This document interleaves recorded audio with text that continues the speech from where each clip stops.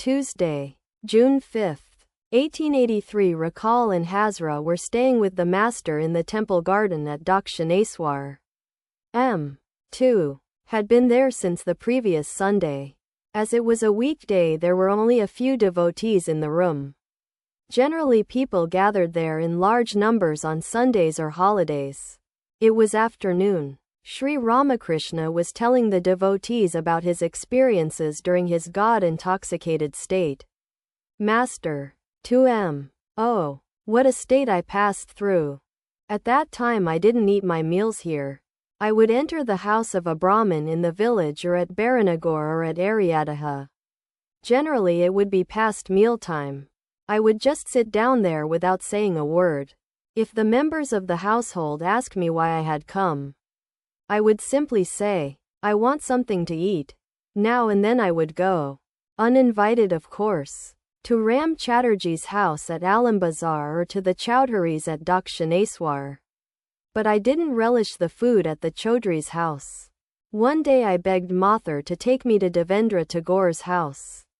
I said, Devendra chants the name of God. I want to see him. Will you take me there?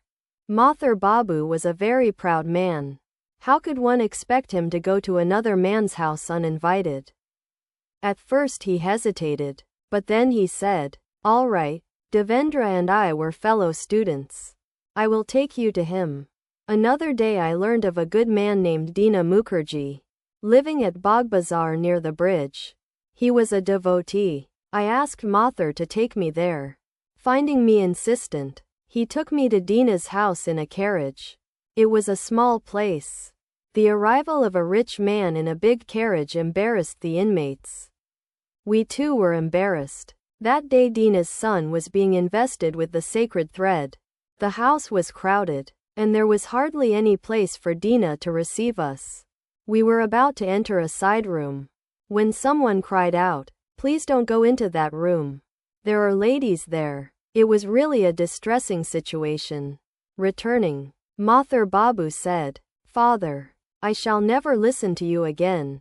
I laughed. Oh, what a state I passed through. Once Kumar Singh gave a feast to the sadhus and invited me too. I found a great many holy men assembled there. When I sat down for the meal, several sadhus asked me about myself. At once I felt like leaving them and sitting alone. I wondered why they should bother about all that. The sadhus took their seats. I began to eat before they had started.